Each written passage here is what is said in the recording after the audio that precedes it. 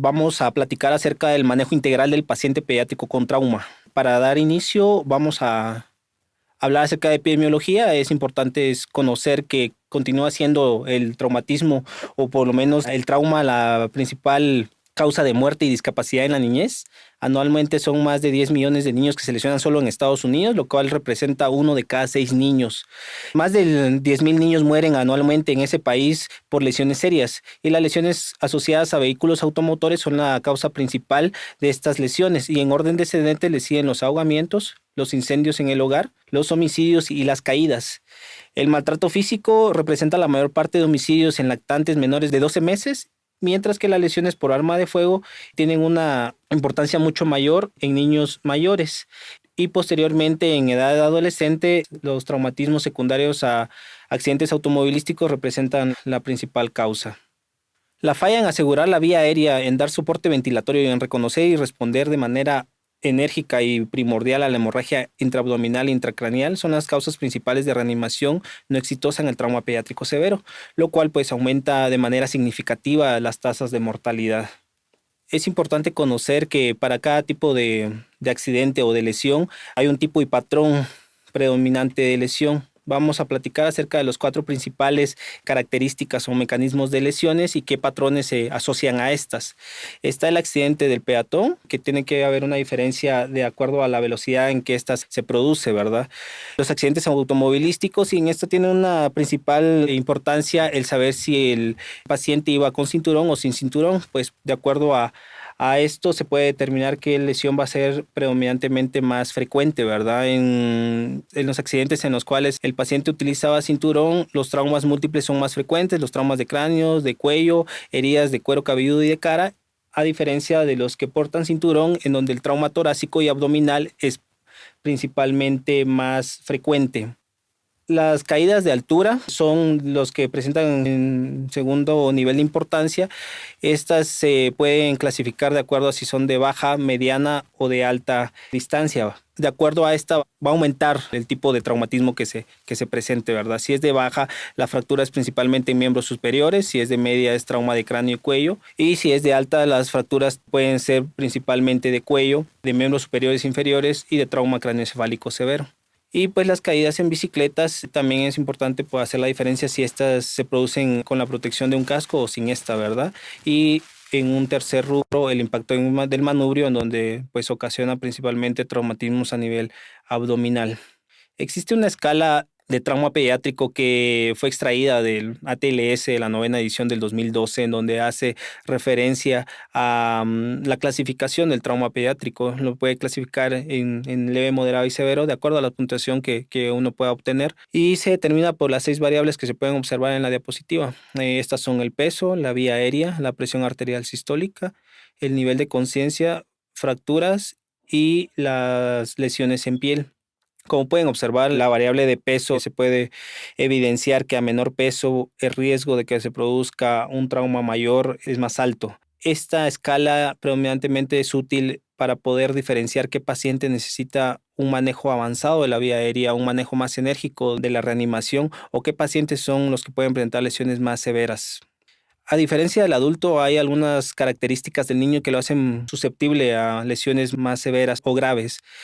Estos principalmente se pueden englobar en el tamaño y forma, en la anatomía, principalmente. Debido a que los niños tienen una masa corporal más pequeña, la energía transmitida causa mayor fuerza aplicada por unidad de superficie corporal.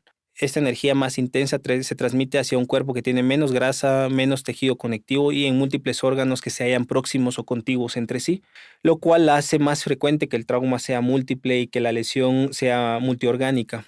Hablando específicamente del trauma craneoencefálico, pues la cabeza es proporcionalmente más grande a diferencia del resto del cuerpo conforme el niño es más pequeño, lo cual pues condiciona a que ésta se tenga un área más grande de exposición. El esqueleto del niño está calcificado de forma incompleta, contiene múltiples centros de crecimiento y es más flexible. Por estas razones es frecuente encontrar daño en órganos internos sin que necesariamente exista una fractura. Las prioridades de evaluación y tratamiento son las mismas que en el adulto. Sin embargo, estas características anatómicas y fisiológicas únicas en la etapa pediátrica es importante conocerlas para poder tener un manejo mucho más integral y dirigido.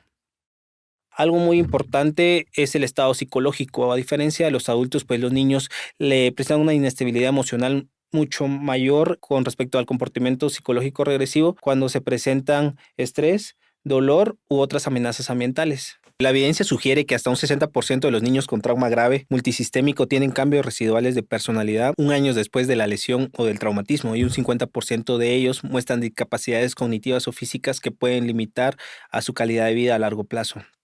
En el protocolo de la TLS proporcionan este equipamiento pediátrico que es importante conocer, ya que a través de esta tabla se puede obtener los datos de acuerdo al peso de la máscara de oxígeno, qué tipo de laringoscopio utilizar, qué tubo endotraqueal poder utilizar, qué tipo de sonda de succión se va a necesitar, y así también el brazalete de presión arterial, el tipo de catéter intravascular que se va a necesitar y equipamiento suplementario, principalmente catéteres urinarios, collar cervical, tubo torácico o sondas orogástricas. Como pueden observar en la diapositiva, se hace una diferencia de acuerdo al peso en prematuros de 0 a 6 meses, de 6 a 12 meses, de 1 a 3 años, de 4 a 7 años y de 8 a 10 años, y de acuerdo a cada una de la edad, poder obtener qué equipamiento se va a utilizar. Para los que no están completamente relacionados con la pediatría o no es su área de trabajo, es importante conocer esta tabla que nos proporcionan, que se conoce como la cinta de emergencia pediátrica de Broslow. Esta cinta nos permite conocer de acuerdo a la talla, poder inferir el peso del paciente y así poder determinar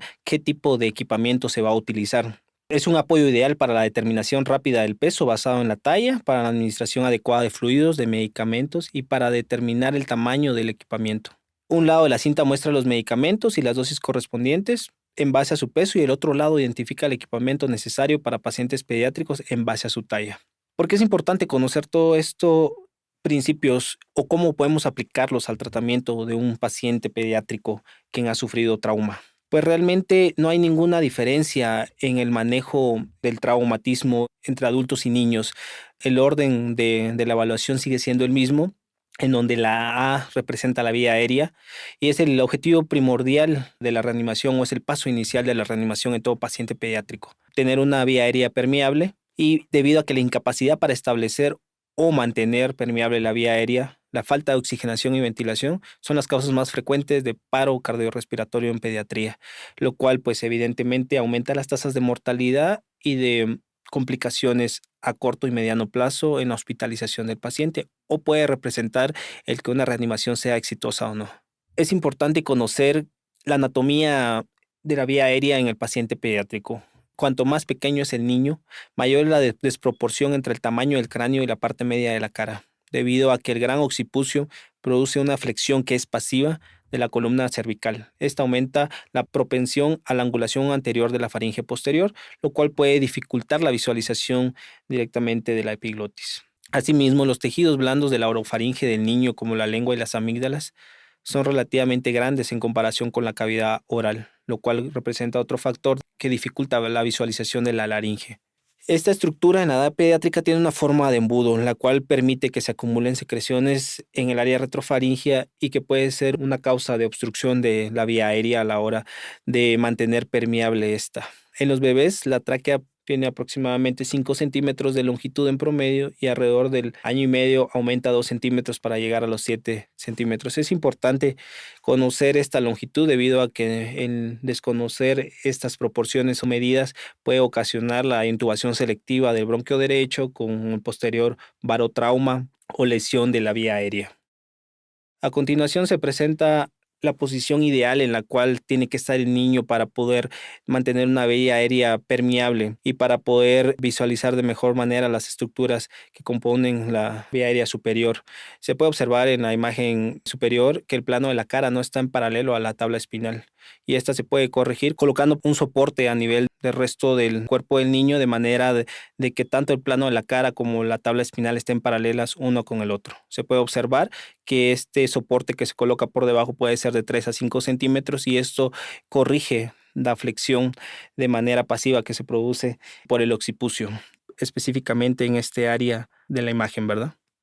Antes de hacer cualquier intento para establecer una vía aérea de forma mecánica, el niño debe estar preoxigenado. Esto es una premisa que se tiene que tener siempre presente. No se debe intentar colocar un dispositivo como una máscara laringea, un tubo endotraqueal, sin antes tener una fuente de oxígeno que pueda preoxigenar al paciente. ¿Cuáles son las opciones que podemos tener para mantener una vía aérea permeable? Pues la intubación orotraqueal es el método más confiable para establecer esta y para poder ventilar y oxigenar a un paciente.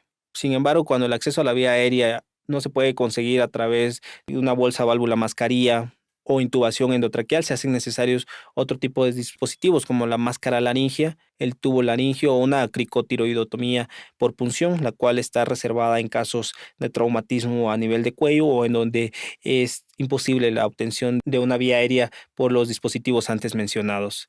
Es importante saber que para poder utilizar la mascarilla laringea, esta tiene números que se utilizan de acuerdo al peso del paciente y que puede usarse como un dispositivo temporal mientras se obtiene una vía más avanzada. En la siguiente imagen podemos ver el flujograma que se presenta en la TLS de la intubación asistida por drogas o secuencia de intubación rápida, como se conocen algunos en alguna literatura. En esta, pues como podemos observar nuevamente, colocan como primordial la preoxigenación. Esto se hace principalmente el énfasis en esto porque es el paso inicial de la intubación. Se puede utilizar sulfato de atropina, está únicamente o se puede utilizar principalmente este fármaco en lactantes, en cardiópatas, que son las principales poblaciones de riesgo, y la dosis va de 0,1 a 0,5 miligramos por kilo. La sedación se hace una diferencia de acuerdo al estado hemodinámico del paciente. Si este está hipovolémico, se puede utilizar etomidato o midazolam, al igual que si este está normovolémico. La diferencia principal es en las dosis, si se puede observar, principalmente porque pues estos condicionan hipotensión, que es su principal efecto adverso.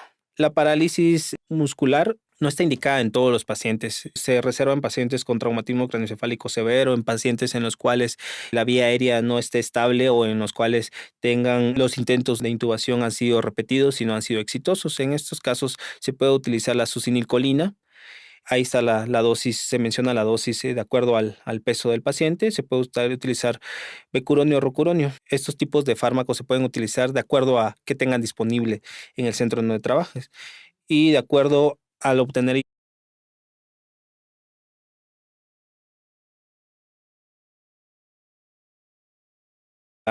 parálisis neuromuscular, se puede también hacer la referencia de qué tipo de medicamento utilizar. Es decir, si se requiere un agente bloqueante neuromuscular no despolarizante de larga duración, se puede utilizar el rocuronio o el becuronio, y si se quiere una sedación o una paralización mucho más corta, se puede utilizar un despolarizante, como es el caso de la succinilcolina.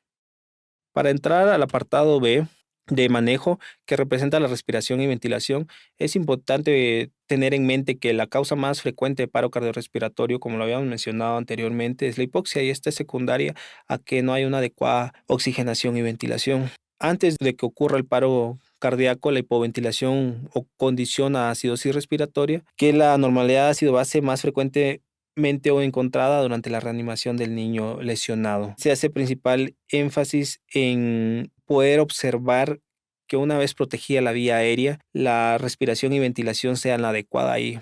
Es decir, que el paciente no tenga ningún tipo de traumatismo directo a nivel torácico que condicione alteraciones en la ventilación y perfusión, como lo puede ser un neumotórax, una contusión pulmonar.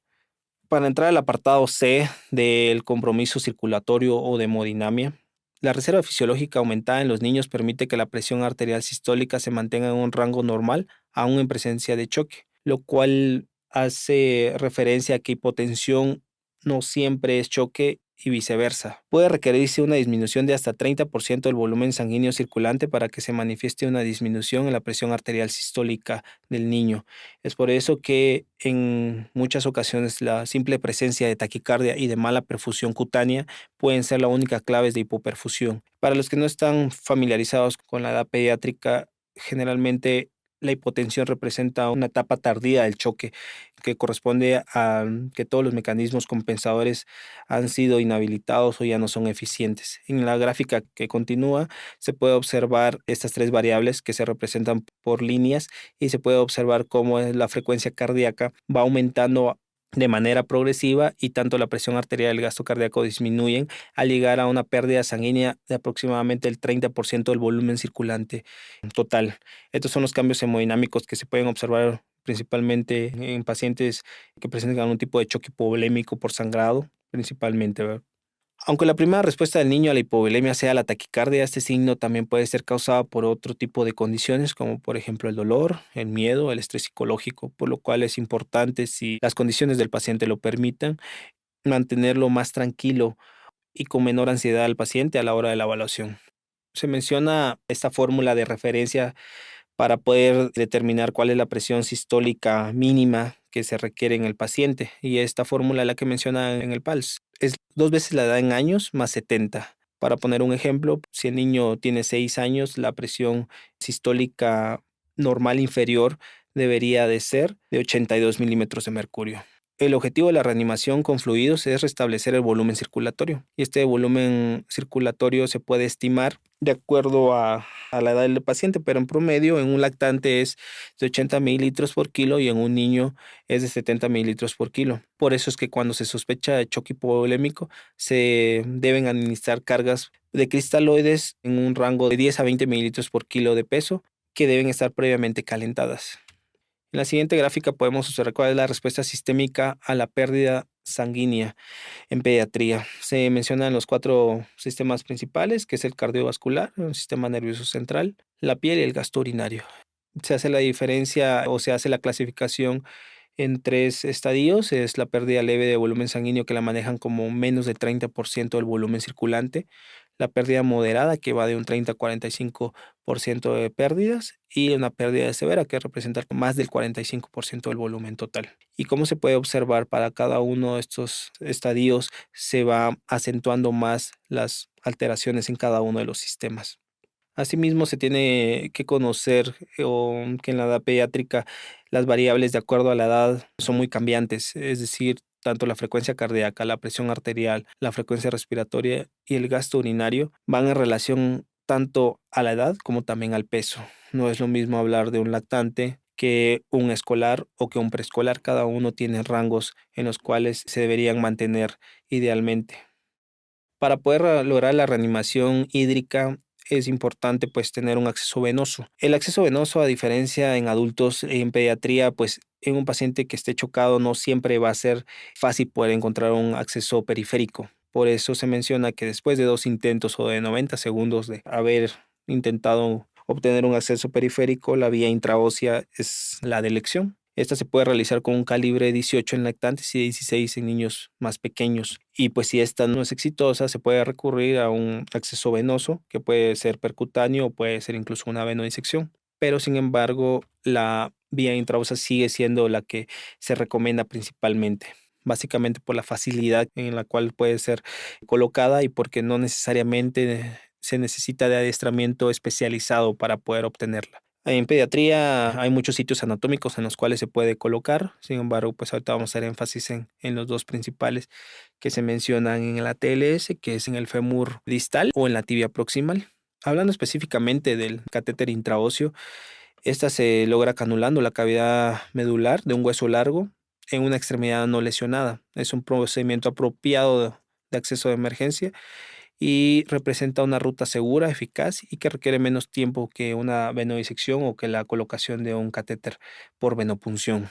Como todo tipo de procedimiento, representan complicaciones que incluyen la celulitis, la osteomielitis, el síndrome compartimental y la fractura iatrogénica. El sitio preferido en la edad pediátrica es la tibia proximal, por debajo de la tuberosidad tibial. Sin embargo, pues es evidente que si esta presenta alguna lesión como fractura, es una contraindicación para la colocación de una vía intraósea. Continuando con la reanimación con líquidos, esta se basa principalmente en el peso del niño. Se prefieren las soluciones cristaloides debido a que en los estudios no se han mostrado diferencias en la morbimortalidad entre el uso de coloides o cristaloides y debido a que estos presentan mayor disponibilidad en la mayor parte de los centros. El objetivo es restablecer la volemia perdida y para eso se debe establecer o poder inferir cuál es el porcentaje de volemia que se ha perdido, lo cual se puede inferir con las gráficas previas que se habían mostrado. Puede ser necesario administrar bolos de 20 mililitros hasta llegar a un total de 60. Es importante mencionar que no se debe llegar al 60 mililitros por kilo, sino que se va guiando de acuerdo a la mejoría en la perfusión periférica del niño. Más adelante vamos a mencionar cuáles son estas variables o estos factores que se tienen que tomar en cuenta para poder inferir que el paciente ha mejorado. Se tiene que tener un monitoreo cuidadoso para poder valorar la respuesta a la reanimación con líquidos y si la perfusión orgánica va mejorando. Un retorno hacia la normalidad hemodinámica estaría indicada por disminución de la frecuencia cardíaca, mencionado entre un 20 a 10% de la basal, la mejoría del estado de conciencia, retorno de los pulsos periféricos, de la calidad de la amplitud de los pulsos periféricos, ya no existe diferencia entre los pulsos periféricos y centrales, un retorno de color normal de la piel, aumento en la temperatura de las extremidades, aumento de la presión sanguínea sistólica o una uresis que se mantenga entre 1 a 2 mililitros por kilo hora dependiendo de la edad del paciente. Todos estos parámetros nos indican que ha mostrado mejoría hemodinámica con la administración de cristaloides. Se menciona en la TLS que los niños generalmente tienen tres tipos de respuestas a la reanimación de líquidos. Los niños generalmente tienen tres tipos de respuesta a la reanimación con líquidos. La mayoría de los niños serán estabilizados únicamente con el uso de soluciones cristaloides y no requerirán ningún tipo de producto sanguíneo, y estos se conocen como respondedores. Algunos niños responden a la reanimación con cristaloides y sangre y también son conocidos como respondedores. Sin embargo, en un grupo muy pequeño de niños en los cuales no hay una respuesta o la respuesta inicial a cristaloides es parcial, y posteriormente ocurre un deterioro, se conocen como respondedores transitorios, y otros niños no responden en absoluto a la reanimación con cristaloides ni a la infusión de sangre, y estos son conocidos como no respondedores. Los dos últimos grupos, tanto los respondedores parciales o transitorios como los no respondedores, son candidatos a la infusión temprana de sangre adicional y a la consideración de intervención quirúrgica. ¿Cómo se repone concentrados eritrocitarios en este grupo de pacientes? El fracaso